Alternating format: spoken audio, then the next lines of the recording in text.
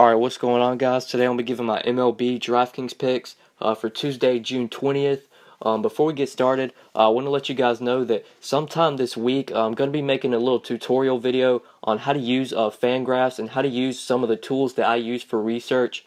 I did get somebody to comment, or somebody did comment on my video the other day and asked if I could do a little tutorial video on how to use Fangraphs. So I will be using that to show you guys pretty much how you can do your own research. The things that I use for my research. So be on the lookout for that. That video should be up sometime this week. I will probably tweet out on my Twitter whenever I'm going to upload it. So be sure you're following me on Twitter at the DFS_GOAT. And yeah, let's go ahead and get started with today's breakdown. We got 15 games, full slate today. We have a ton of options, different ways that you can go on this slate. And yeah, let's go ahead and get started. Alright, so looking at pitcher today, up top you got Chris Sale getting a matchup against the Royals. I don't think that I'm going to be on sale today. I don't think he's like too expensive. That's not really the reason I'm not going to play him. 13.2 is a reasonable price tag, but he has a really bad history against the Royals. A lot of the Royals bats have hit him pretty well. I'll go ahead and pull it up real quick. I have it pulled up. Like I said, he has a bad history against the Royals. 350 at-bats, huge sample size. The Royals have got 108 hits against Chris Sale, which has resulted in a 309 average. A lot of their guys have hit Sale well, so I don't think I'm going to be on Chris Sale today. I actually don't think this is a great spot either. KC, they don't really strike out a lot. They don't hit lefties well, but they don't strike out a lot, so I don't know if Sale has great upside here. So I'm going to be off of him. And I really like the guy under Chris Sale. That's Michael Pineda at 10,600, getting a matchup against the Angels. I know I did recommend Pineda last time against the Angels, and things didn't really work out. He didn't really come through that day. Only put up 0.9 DraftKings points against the Angels. Pitched 6 innings, allowed 10 hits, allowed 5 earned runs, only got 2 strikeouts. So Pineda really disappointed for us last time, but I don't think this is going to happen again. Pineda is going to be pitching at home today, and if you look at Pineda's splits, he has drastic splits. He pitches a lot better at home. Through 7 games at home this year, Pineda has averaged 26 DraftKings points. Through 6 games on the road, he has only averaged 8 DK points. And if you look at Pineda's home and road splits on his Fangraphs page, you can pretty much see the difference there as well. He has pitched 46 innings at home this year, and he's only allowed a 196 ERA, or he's got a 196 ERA at home this year. And then on the road, he's pitched 31.2 innings, and he's got a 6.25 ERA on the road. So the home and road splits are pretty drastic for Pineda. And if you look at his advanced splits, there's also a pretty big difference there as well. He gets a lot more strikeouts at home. At home this year, he's posted a 28.8% strikeout rate, and then on the road, he has only posted a 17.9% K rate. So Pineda just pitches a lot better at home. He gets more strikeouts at home, which is understandable. You know, some guys just pitch a lot better in front of their home crowd, and I definitely think Pineda is one of those guys. Although the Yankees ballpark is a pretty hitter-friendly park, I just think Pineda is one of those guys that always gets up when he's pitching in front of his home crowd. So I like Michael Pineda today as my SP1. The matchup is pretty good, not necessarily for strikeouts. The Angels don't strike out that much. They do rank towards the bottom of the league in K rate versus righties. They're only striking out 19.9% of the time versus righties, which ranks 23rd. But the average and WOBA are way down there. We know this team is a team that we can pick on without Mike Trout. They rank 27th in average with a 240 average against righties so far this year. And WOBA is also down there as well. They rank 25th in WOBA with a 303 WOBA against righties. So although they don't strike out a lot, they don't hit righties that well at all. And like I showed you with Pineda splits, he does pitch a lot better at home. The ERA is better at home. The strikeout rate's a lot better at home. So even though the Angels don't strike out a lot, I can still see Pineda getting some Ks here. I think he has solid upside. I definitely think he is pretty safe here. He has been a little up and down as of late, but I'm expecting a pretty solid game from Michael Pineda. And I'm going to be locking him in as my SP1 at 10,600. And then for my SP2, I'm going to be looking towards the mid-range. There's a guy that I really like here, a guy that also disappointed last time I rostered him, but I don't think that's going to happen again. But the guy I like is Mike Leake, 7,700, getting a matchup against the Phillies. The last time I recommended Mike Leake was against the Brewers, and he also disappointed, also finished with 0.9 DraftKings points. He pitched 6 innings against the Brewers, allowed 9 hits, allowed 6 earned runs, didn't have a solid game at all. But I don't think that's going to happen again. Mike Leake, he's just a consistent pitcher. He rarely gets blown up. Aside from that last start against Milwaukee, Leake has always been solid. He's always the guy that gets the job done. So he's a guy that I like to consider for cash games. Don't know if I would use him in GPPs just because he doesn't really have much upside. He's not really a strikeout guy. But for cash games, Mike Leake is definitely safe, and he is very consistent. But if you look into the matchup, Leake actually might be able to get some strikeouts here. The Phillies strike out a ton versus right-handed pitchers. So far this year, they're striking out 23.7% of the time, which ranks 5th versus right-handed pitchers, which ranks 5th in the league. And if you look at average and WOBA, they don't hit righties well at all. They're ranked 23rd in average with a 247 average, and WOBA is also towards the bottom as well. They're ranked 28th in WOBA with a 301 WOBA. And then something else I wanted to show you guys, if you change the preset range from 2017 to the last 7 days, it really shows that the Phillies have not been hitting the ball well at all, and they've been striking out a lot more lately.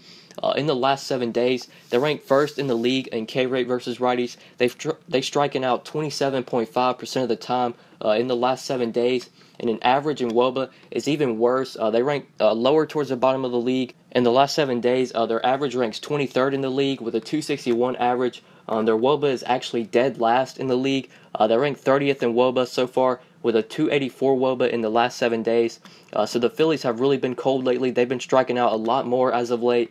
So I think Mike Leake's very solid here. He could get some strikeouts. You know, he's not a heavy strikeout guy, but I could definitely see Leake getting 5 or 6 strikeouts here, which is very solid, especially for his $7,700 price tag. That is a cheap price. So I like Mike Leake today, and I'm going to be locking him in as my SP2 at 7,700. When you plug in Pineda and Leake as your 2 pitchers, that leaves you an average of over 3,900 remaining per player, which I think we can easily work around. There are some good value hitters that I like today, so definitely use these 2 guys and build around them. And then for my 3 hitters to fill out my 5, I'm going to be looking at third base for my first guy. I'm going to be looking at a guy that I actually took yesterday, and that's Kyle Seager at just 3,600, getting a matchup against Jordan Zimmerman.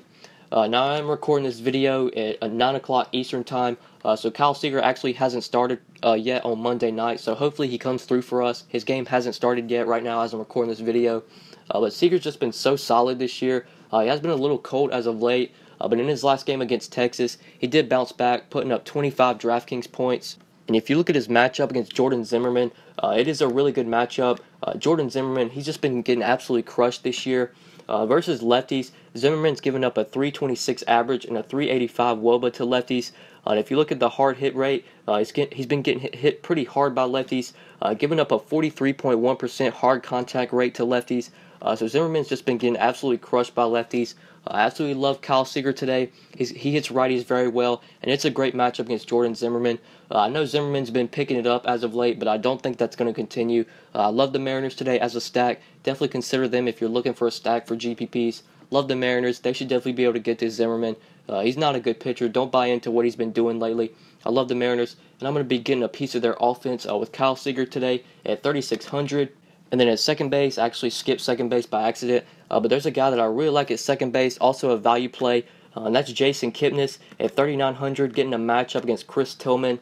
I absolutely love Kipnis today just because he's so cheap, and the matchup is so good against Tillman. Chris Tillman, also a guy that has been getting hit very hard this year, especially against lefties. So far this year, Chris Tillman's given up a 364 average to lefties and a 451 WOBA. So this is a great spot for Jason Kipnis. Also a great spot for the Indians. They have a very high implied run total. I'm recording this video the night before, but right now their implied run total is 5.7 runs, which is very high. You can definitely consider the Mariners as a stack today. So I'm going to be looking to get a piece of their offense with Jason Kipnis. Kipnis is just a solid hitter. He always manages to get the job done. And at just 3,900, I absolutely love him today for value at second base. Getting the righty-lefty matchup against Tillman. Like I showed you guys, Tillman has been getting hit hard by lefties, and I think that's going to continue today. I like Jason Kipnis today as a value play that I'm going to be considering at second base for just 3,900.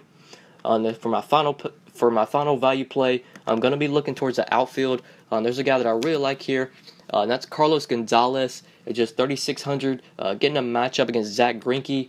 Now the overall matchup isn't that great. Zach Greinke is definitely a solid pitcher.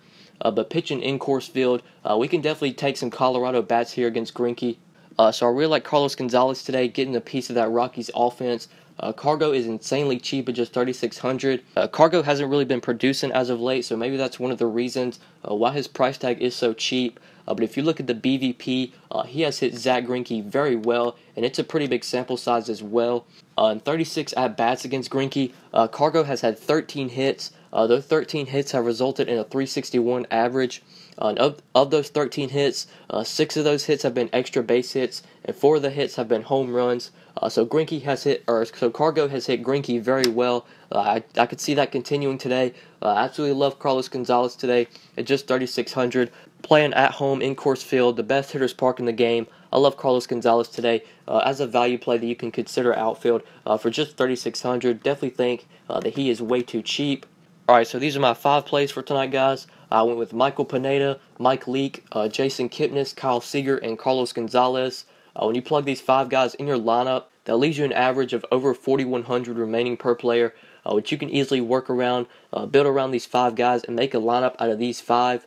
Or if you want to get my lineups, then be sure to follow me on Twitter at the DFS_GOAT.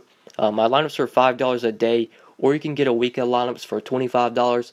So be sure to message me on Twitter if you are interested in that. And if you just have any questions or anything you want to ask me at all, you can also contact me on Twitter as well. I am always pretty much active on Twitter. And yeah, that's pretty much it, guys. Thank you so much for watching. Please be sure to like the video and subscribe if you enjoyed. If this is your first time on my channel, please be sure to subscribe. I do upload these videos pretty much every day, so I would appreciate it if you would subscribe. And if you never want to miss out on any videos, if you scroll down to where the subscribe button is, there is a bell icon. If you click that bell icon, that'll actually notify you every time I upload. So if you never want to miss out on any videos, you can do that as well. I would really appreciate that. But yeah, that's pretty much it, guys. Be on the lookout for that tutorial video that I'm going to be uploading sometime this week. Be sure to check that out when I do upload it. And yeah, thanks so much for watching, guys, and we'll see you in the next video. Good luck tonight, guys. Peace. Dinner at the Mart, her eyes were light blue. The food was pretty good and the weather was nice, so I held her hand. She was cautious, but she gripped it tighter. I don't smoke cigarettes, but I gave her a lighter. Cartier bracelet, inhale, exhale, trying to figure out if I belong in her